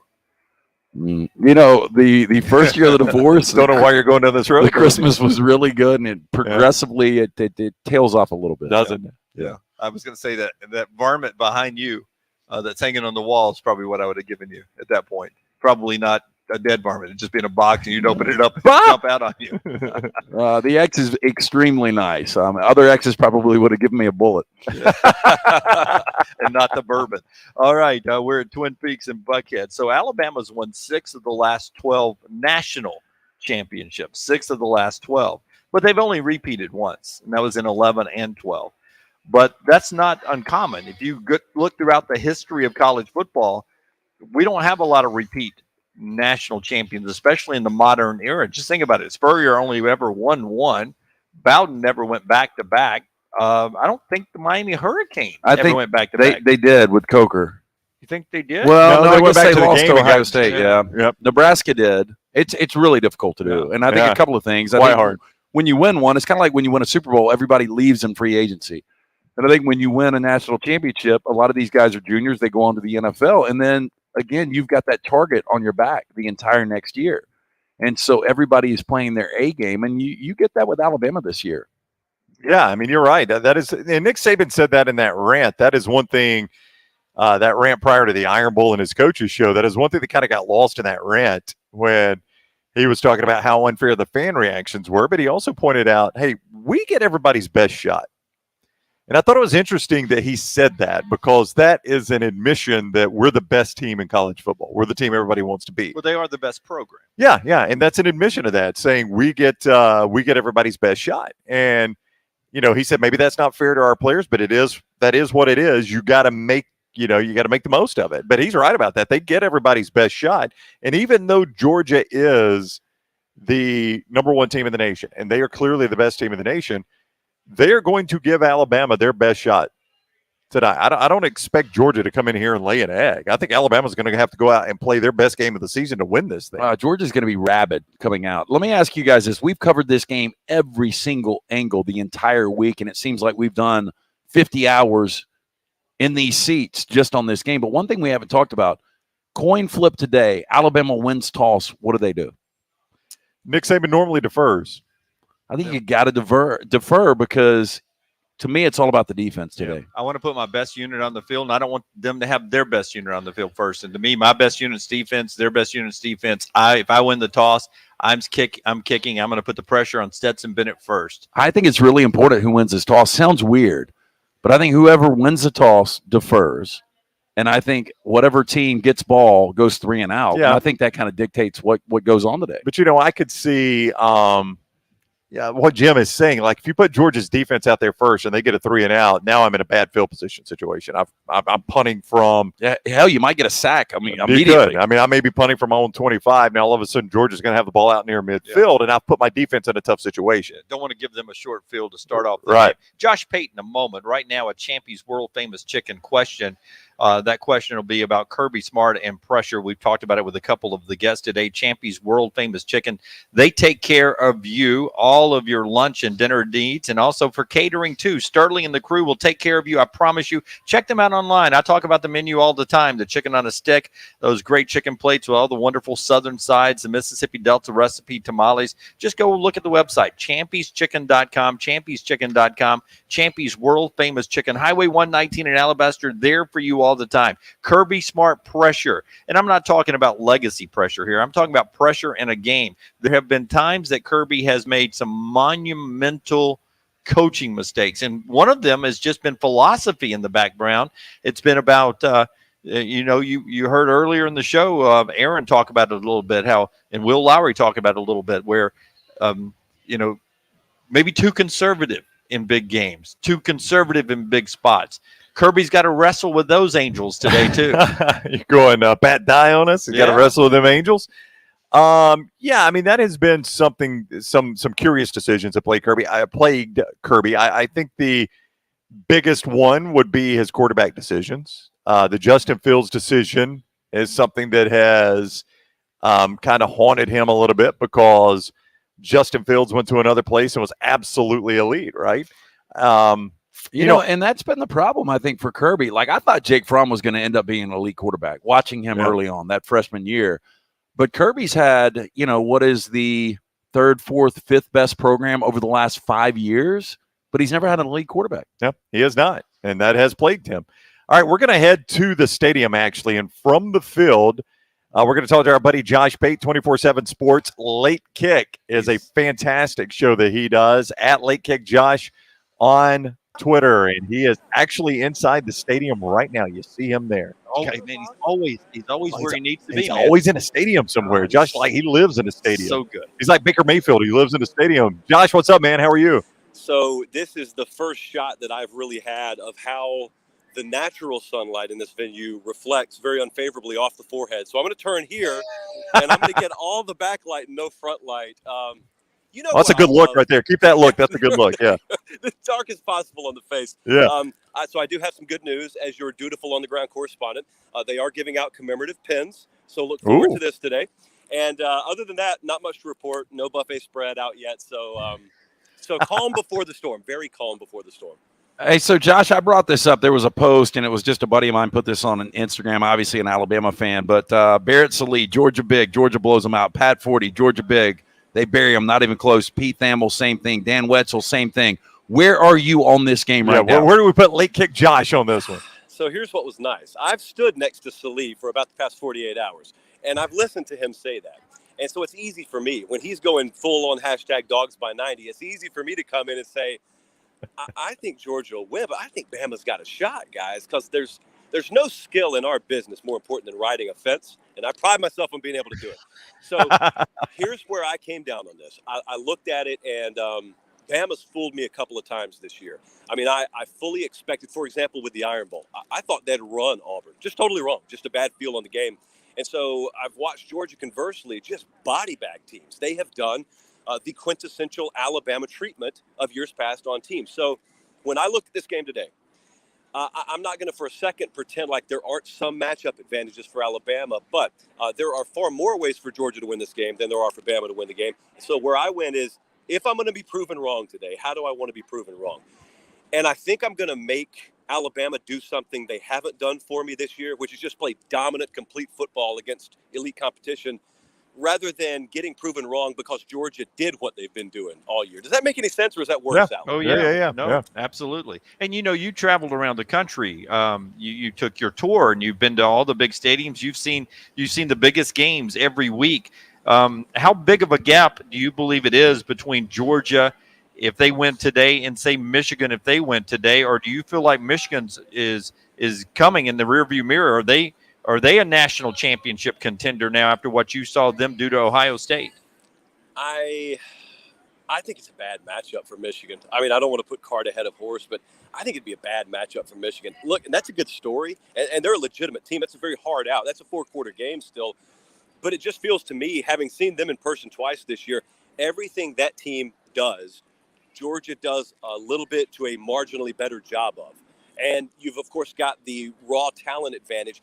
Talent is sometimes an overused metric in our business, but when it coincides with results, it's not an overused metric at all. So I don't know, here's the way I look at it. The way I look at it and why this game is so important today, why the eyes of the world will be focused on it, is because, as you guys well know, you've got that Berlin Wall moment that still has to happen for Georgia. I equate it about a decade and a half ago to what Alabama and Saban dealt with when they walked in the SEC, and there was this guy in Gainesville named Urban Meyer, and there was this kid down there named Tim Tebow, and they knew to get to the mountaintop, they had to take that dragon down. And they came close in 2008, and then they regrouped, and they did it in 2009. Georgia's had a few more shots at Bama. They haven't gotten it done, but it feels so much like today, even though the banner's behind me, that's SEC football championship, it really feels in so many ways like it's their national championship, because as was the case in 2009, once Bama got past Tim Tebow and Urban Meyer, you guys were probably at both games. The celebration in Atlanta was more so than the celebration in Pasadena. Hashtag if Colt wouldn't have gotten hurt. I get all that. But it was like we got to the mountaintop finally. Now let's go out to California and win one more game. If Georgia were to win today, I feel like it's a good thing the next game would be 2 or 3 weeks down the road, because that's the kind of celebration that would ensue. And it would be, all right, we got over Bama. We got past the hurdle they said we couldn't get past. Now let's go take care of Cincinnati or Michigan. I would be very surprised if they win this game today. It would surprise me greatly if they didn't handle business the rest of the way. More with Josh in 1 second. A reminder, one of our sponsors here, Craneworks, their newest partnership is WasteWorks. WasteWorks offers residential and commercial dumpster rentals in the Birmingham area. Visit wasteworksusa.com for more info. wasteworksusa.com. Josh Pate is with us at Late Kick Josh. 24/7 Sports is where you go watch his show live and get his podcast, the Late Kick Podcast. I do want to ask you about Michigan, Iowa, because you said it's a tough matchup. Is it more of a difficult matchup because of X's and O's, Iowa and Michigan, or because Michigan is carrying every single bit of the pressure into this game and it is a free pop for Iowa? I really got the sense walking out of there last week that even though it was in and of itself a Berlin Wall moment for Jim Harbaugh, a lot of historical reference here today, even though it was that, I got the sense that that program and that team had sort of a shot out of a cannon effect from that game. I think they'll handle business today. The thing about it is, it's the way Bama was early Nick Saban. When they dominate a game, it could be 27-9. It's not always 42-3 at the half. It's a boa constrictor 4-quarter effect. But Michigan's dominance can look a lot like, Oregon's Circuit Chip Kelly, just inversely on the scoreboard. So I think they'll handle business today. But if you turn it on at halftime, and it's 16-6, it's not time to freak out. It's not time to say, oh, man, Michigan's got their hands full. No, Iowa's got their hands full because Iowa may be able to play to Wednesday and not score 16 points, first off. If they don't get help via non-offensive scores, if I were an Iowa fan and you told me we're hanging 24 today, I would be comfortable that we're going to win the game. What will the feeling be about Nick Saban and the Alabama, I hate to use the word dynasty, but they have won 6 national championships in the last 12 years, and they won it last year. What will be the storyline for you nationally for Nick Saban and this program if they get their second loss today? Good for them for making it this far. This year has reeked of a year where they should be 8-4, 9-3, and they're in Atlanta still. And so I've noticed, as have probably you guys and a lot of folks, if you really pay attention to this sport and you view all programs through the same lens, you realize most people don't view these programs through the same lens. There's this standard subconsciously that the college football public holds Alabama to that's totally different than the rest of the country. Rest of the country, LSU 2019, they have a historic team. Well, Alabama had that last year. Difference was LSU fell off a cliff the next year, and Alabama's playing for a conference championship again. And yet, if they lose today, you will have the little piranhas. They will be seated where? Uh-oh. Do I see some cracks? This is not vintage Nick Saban anymore. And now Kirby Smart may run this yard. It probably is the same group that tried to do it with Ole Miss in 2015/16. I will not think anything. I don't care if they get run out of here 50-10. I won't think anything less of this team because it's a miracle to me, given how many close games they played and how vulnerable they are on the offensive line. Think about not being able to run the ball and play physical on the line of scrimmage. Those are the hallmarks of Alabama football. They missed those, and they're still in the conference championship game. And by the way, they're here in a year where the West was pretty darn competitive, top to bottom. I mean, Sam Pittman's a great story. Mike Leach, a great story. Lane Kiffin's 10-2. So I won't have my mind changed at all. All right, he is Josh Pate. You guys love college football. That's why Josh gives you all the time. Late Kick Josh on Twitter, at Late Kick Josh. Go to 24/7 Sports, get his live show, download his podcast. It does a fantastic job talking all of college football. That's what you guys love. Josh, we'll see you in a little bit, man. Appreciate the time. I'll save pins for every single one of you. Please do. Yes, a pin for all of us. Right. Thank you. Merry Christmas. A pin for everyone. Thank you, Josh. Josh Pate with us from down at Mercedes-Benz Stadium. Don't forget, Wayne's bringing you part of the show, serving more than 100,000 customers across Alabama, Tennessee, and Mississippi since 1973. Let the good people at Wayne's take care of your pest control needs. They may not be able to do anything about those unwanted guests for Christmas, but they can protect your home from all the other pests you don't want showing up around the holiday table. They take great care of us on the show. They'll take great care of you. Call 866-WAYNES-1, 866-WAYNES-1, or visit callwaynes.com. Yeah, Josh did what I've always wanted us to do. I don't know if we'll ever do it. Okay. But this year, he every Sunday would decide what big college football game I'm going to next weekend. Not happening. And they Lance is not him. and he saddled up, and 1 week he was at the Red River, 1 week he was at Ohio State, Michigan. He's at the SEC championship today. I think I saw him at Alabama, Ole Miss. It would be fun. He just picked the biggest game each week and said, "Man, I'm gone. That's where I'm going." It sounds awesome. Clay's doing it right now without kick. It would wear me out. Yeah, and look, and you guys got discipline. I just know at this point in my life that I'm really not going to change. And we go on the road, and I run too hard, and it would kill me. You guys in one college football season, if we went out of town every weekend, I would not make it 13 or 14 It would be a body bag for you. It really would be. We spent some time with Clay and his colleagues, our friends, Jonathan Hutton and Chad Withrow, that do the Outkick 360 show. And just talking to them wears me out. I mean, their schedule this time of year, Dunaway, they do their show most of the time in Nashville on Friday. And then by Saturday morning, and it's an afternoon show, and by Saturday morning, they're in some SEC city getting ready to do the Fox Outkick show. I'm worn out just knowing they do that. So I can't imagine what Josh and those guys go through. All right, so we threw that out there. So Johnston RV Center, I mean, you'll only have to give us an RV once in a while. You wouldn't have to give us one for every week. I'm with Lance. I'll do it maybe once a month. Yeah. I would do that, Yeah, let's do it once a month. Yeah, and I want to drive. And by the way, Brett from New Mexico said that you're not driving. He will drive the RV for us. Okay, we're going to need a driver. I want to make this abundantly clear. We never thought you would drive the RV. Okay, never. Yeah, it was never a consideration. When you said you want to drive, you mean you want to ride. Yeah. Oh, you want to go John Madden. You don't want to be in the airplane. We all rode together 2012 Miami, right? That's right. It was on Alan Jackson's tour bus. I rode back. I did not write down. Okay. Yeah. Well, Brown did us a solid because the old man, I think I'm very comfortable saying he's dead now. Oh, wow, Lance. No. Oh, yeah. Bold statement. I think he probably is. It's only So- been 9 years. He was 90, and it was like 5 in the morning. Our and bus Brown, driver was not 90. He was 90. He wasn't that old. So, all right. Probably So was 60. Brown did us a solid though. He saved us. I'll tell the quick story because we got to wrap up and get out of here. I'll tell the quick story. So we're coming back home from Miami. We're on Alan Jackson's tour bus. All right. I won't go into all the details how we ended up on Alan Jackson's tour bus. We're on Alan Jackson's tour bus.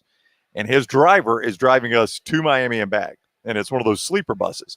Going down, slept like a baby, man. Loved it. Woke up in Miami. Bus was already parked. Didn't even fill it parked. Coming home, could not sleep. Oh, So I have to get up and go to the restroom. And it is frigid in the front of the bus. And I realize it's frigid because he's got all the windows open. And I realize he's got the windows open because he's trying to stay awake at like 3 a.m. And we're just outside of Atlanta. And I walk in there, and do you know when you're driving and you're sleeping, you just do that shake thing? He's doing that. And I sit down and I say, hey, man, you doing all right? Nah, yeah, man. And I see like the Red Bulls and all over there. And then his wife calls, and he says this key phrase to his wife. This is when I realized I ain't going back to sleep. He goes, no, everything's good. Yep, everything's good. No, Ryan came up here to talk to me, and he came at just the right time. Yeah. I was like, all right, well, we're going to sit up here. So I sat up from Atlanta about 3 a.m. all the way back to Birmingham. I don't know if the name Cliff Burton means anything to you guys. Does not. So he was the original bassist for Metallica, but he died in a bus crash in Sweden. And what happened is they hit some black ice in the middle of the night, and he was in one of those bunks that we were sleeping in, and that's how he died. And Tough way to go. That's all I could think about. Yeah, me too. Every time we It was just so shaky. every time we'd hit that little burn on the side, I'd wake up. I'd wake up. Tough way to travel. Looking forward to doing that. On that happy note, Johnston RV Center, man. Okay, scoreboard update before you tell us all about right. that. Baylor has scored a touchdown. Let's get it. I got Baylor plus points today, Dunaway. They are leading Oklahoma State 7-3 with a couple of minutes to go in the first quarter there. And again, Oklahoma State, I think, showed up with their Oklahoma State camo gear on at the stadium today. That's what you want to do, a big game. Conference championship game, something you haven't done a whole lot. Go ahead and do an alternate uniform, right? A lot of people win. A lot of people believe Oklahoma State wins regardless of what Cincinnati does. They'll make it into the playoffs unless Alabama pulls an upset over Georgia, and then it gets squirrely. Maybe not. Maybe she'll be in there. I tend to agree with you. I think Cincinnati deserves to be. Well, I shouldn't say deserves. I could put either team in, but I agree with you guys. If Alabama loses, Cincinnati and Oak State both win. Oak State probably gets in front of Cincy. Okay. Let's say some thank yous. First to All right. Johnston RV Center. We appreciate them so much for making this whole weekend happen. Listen, man, Rodney and Nick Johnston are good Alabama business owners. I-65, exit 304 in Coleman, and exit 334 in Decatur. They've got that exclusive lifetime warranty from RV Warranty Forever on all their new models and used models under 2 years old. They do have financing available, and they are home to Cherokee America's #1 selling camper brand.